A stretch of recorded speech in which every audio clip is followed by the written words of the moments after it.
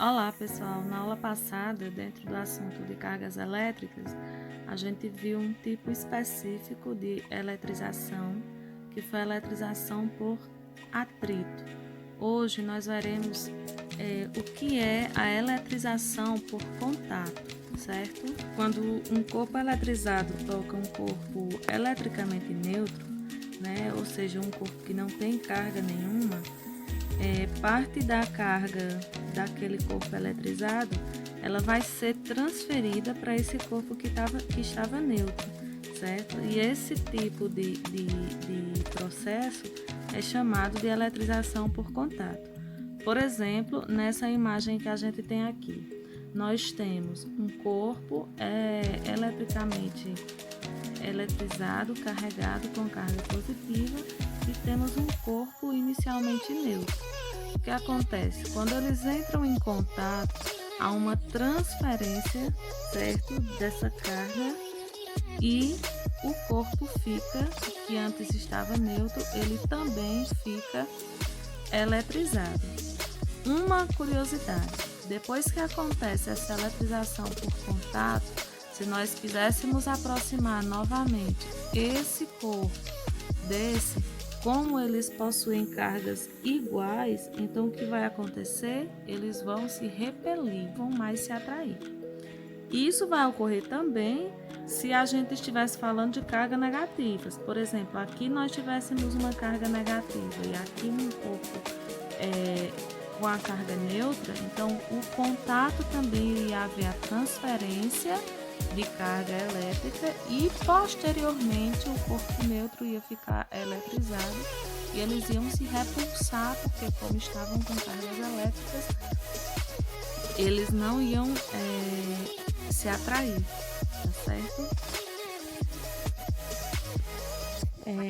Uma coisa bem interessante da gente falar com relação à eletrização por contato é a questão do aterramento de um objeto, certo?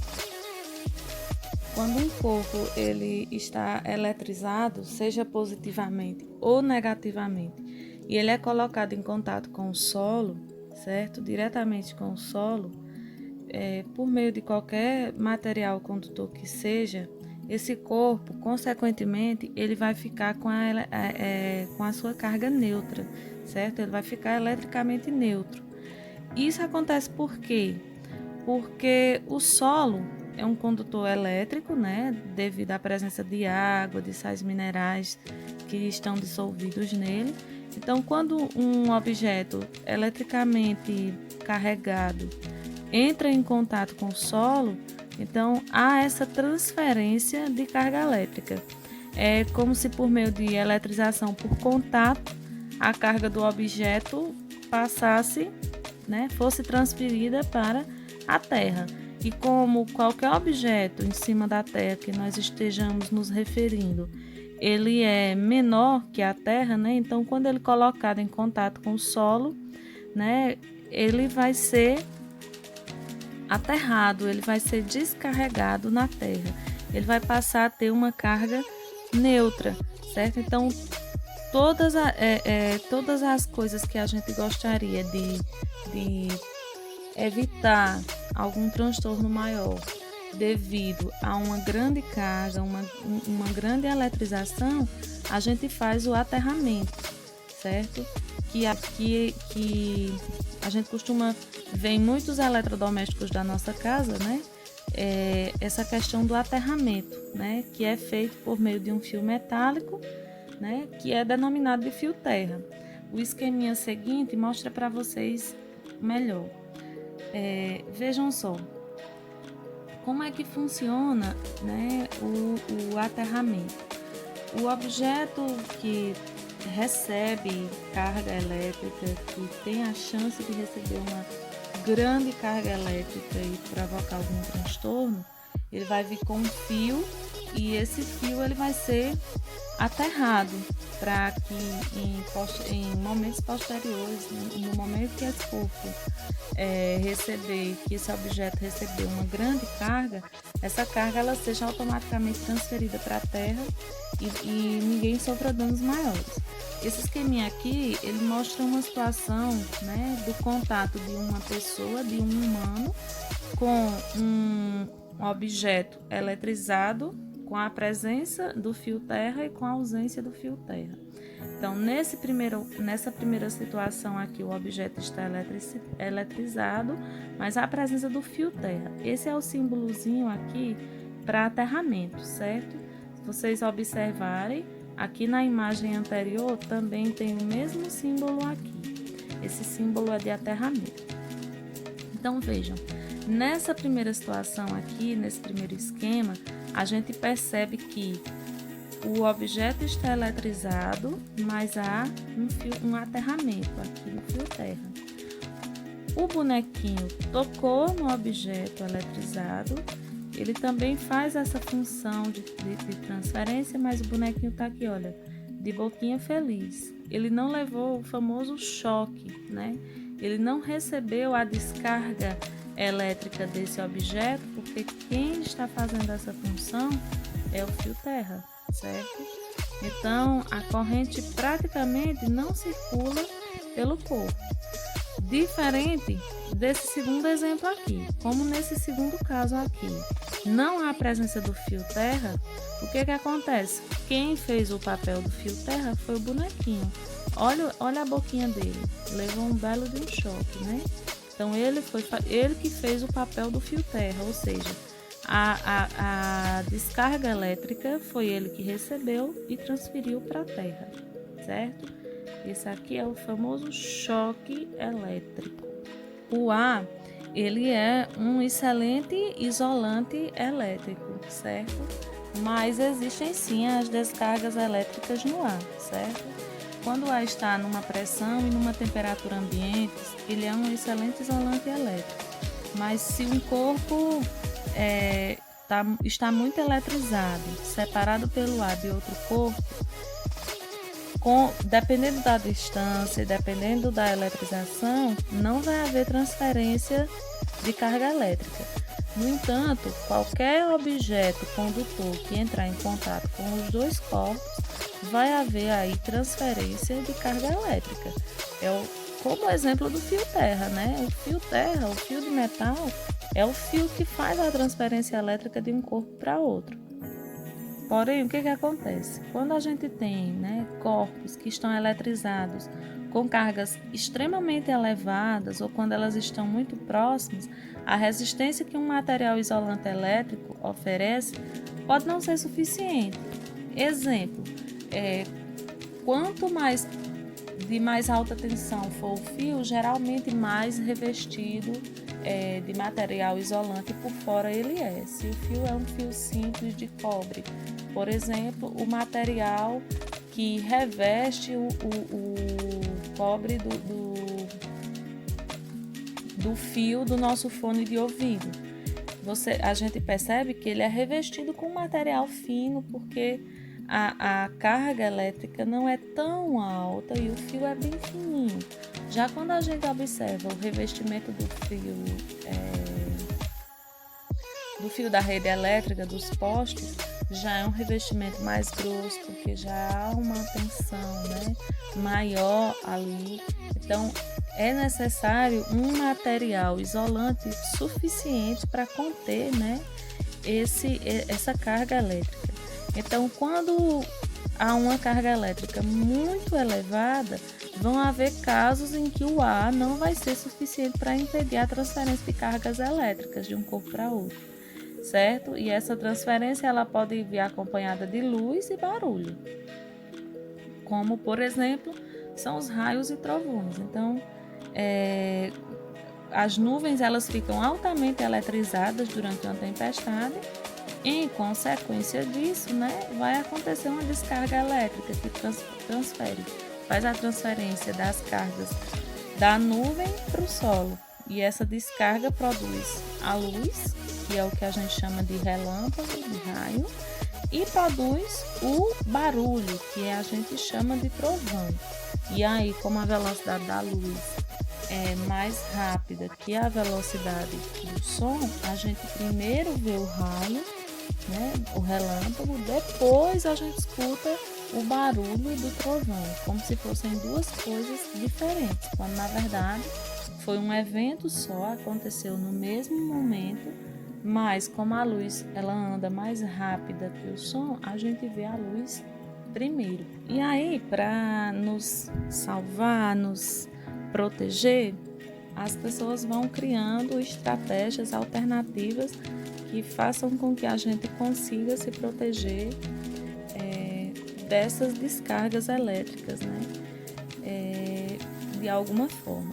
Uma das alternativas é a questão do para-raios, né? Onde há para-raios, a tendência é que os raios sejam direcionados para ele. Por quê? Porque como eles querem entrar, o raio, a intenção da descarga elétrica do raio, né, entrar em contato com o solo, que é a fonte inesgotável ali, como eu falei, né, até consegue neutralizar a carga elétrica. Então vejam, o raio, a tendência é que ele toque o ponto mais alto primeiro. Então, qual é a função do para-raio? Tem até um esqueminha aqui, né? Então, o para-raio é uma haste de metal que ela é posicionada no lugar mais alto, mais elevado entre os prédios e as pessoas para proteger. E ele vai proteger como? O raio vai cair no para-raio, a tendência é que ele seja atraído para o para-raio, e o para-raio tem um fio semelhante ao fio terra, né? Ele vai ter um fio condutor, aqui é o para-raio e aqui desce, né? Aqui está um prédio, colocou-se um para-raio aqui e aqui desce um fio, né? Os escapadores, que é um fio condutor que ele vem até a terra e ele tem o aterramento, certo? Esse fio, ele tem essa função de transferir a descarga que o para-raio recebeu, né? Que a haste metálica, o captor metálico recebeu todinha para a terra, sem que as pessoas ali recebam essa carga elétrica. Se não tivesse o para-raio, né? Então o raio cairia sobre o prédio e nós teríamos aqui sérios problemas, com certeza, certo? Então, nessa imagem aqui, a gente percebe, né, o exato momento, olha, foi capturado o exato momento em que o raio desce, e como esse prédio aqui é o prédio mais alto e ele tem o para-raio, então ele consegue receber a descarga elétrica do raio e proteger toda essa região aqui desse raio que desceu. E um recadinho muito importante é que a gente nunca deve tocar no fio metálico do para-raio se estiver chovendo ou ameaçando chuva. Por quê? Porque se o raio atingir o para-raio e você estiver tocado no fio, você vai fazer a mesma função lá do fio terra. Você vai receber toda essa descarga elétrica, né? Você vai levar um famoso choque e isso pode ser fatal. Você pode morrer desse choque. Até porque é uma descarga elétrica muito alta. E interessante, um pouquinho de história para a gente, né? Esse cara aqui, o Benjamin Franklin, ele viveu de 1706 a 1790 e ele se dedicou, entre outras atividades, ao estudo dos fenômenos elétricos. A invenção do para-raio é atribuída a ele, certo? E a ideia de introduzir os termos positivo e negativo para as cargas elétricas, porque são cargas com comportamentos distintos, quando elas são opostas, a gente viu na aula passada que elas se atraem, né? Então, quem atribuiu essa ideia de carga positiva e negativa, quem teve a ideia da invenção do para-raio, foi esse cientista Benjamin Franklin, estadunidense. Tanto é que o dólar estadunidense, né, tem a imagem dele impressa na cédula de $100, que é a cédula de maior valor nos Estados Unidos. Então ele é um cara que tem brilhantes contribuições e há um reconhecimento das contribuições dele na física. Eu não sei se já aconteceu com vocês, mas comigo já aconteceu muito de levar choque ao tocar em objetos metálicos, né? É um outro exemplo, né, de situação envolvendo descarga elétrica. Quando nosso corpo está eletrizado e se aproxima de algum objeto metálico, quando a gente está bem pertinho, quase tocando, é aquela questão em que a resistência do ar ela não vai conseguir isolar uma carga elétrica da outra, né? E vai acontecer aí uma pequena descarga, né? E essa descargazinha pequena é como se fosse um pequeno choquezinho. Às vezes ele é acompanhado de som, você escuta o estalozinho. Se você estiver no escuro, você vê a faíscazinha de luz também, tá certo? Isso se dá porque seu corpo foi eletrizado por alguma coisa, ou você sentou em algum lugar sintético que foi eletrizado, ou você está vestido em alguma roupa sintética ou de lã que provocou algum tipo de eletrização por atrito, e consequentemente quando você foi entrar em contato com aquele objeto metálico houve a descarga elétrica, a eletrização por contato nesse segundo caso, ou porque você esfregou os pés em algum tapete, em algum carpete de alguma situação desse tipo, certo, pessoal? Geralmente isso acontece mais em dias secos, certo? Porque a resistência do ar vai estar menor, certo?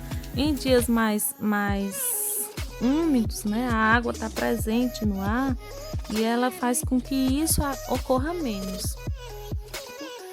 Essa semana, pessoal, como atividade, eu vou só querer que vocês organizem essas ideias na cabeça de vocês, ampliem o vocabulário de vocês, entendam o que é eletrização por atrito, que é aquela que há o atrito, o esfregar. Assistam o vídeo da aula passada, se for necessário, certo? E vejam qual a diferença da eletrização por atrito e a eletrização por contato. E também da aula passada, e foi falado um pouquinho nessa aula, que é um material condutor elétrico e um material isolante elétrico. Quais são os materiais que são bons condutores e maus condutores? E, inclusive, gostaria até de fazer uma observação, que alguns alunos compreenderam que a água é um isolante elétrico, ele não é bom condutor de eletricidade. Não é verdade, tá, pessoal?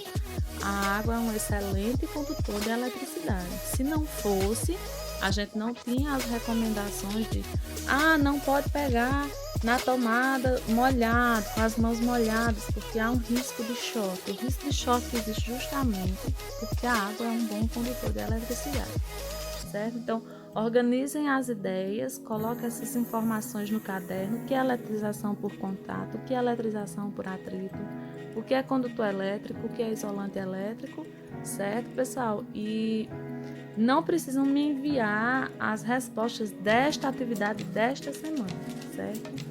Nós vamos nos organizar para fazer uma atividade avaliativa na outra semana, mas essa semana vocês não precisam me enviar. Vocês registram no caderno e deixam que no nosso retorno eu vou dar o visto. Peço desculpas pelos ruídos, pelos galos cantando, mas no sítio é assim mesmo, tá? Um abraço!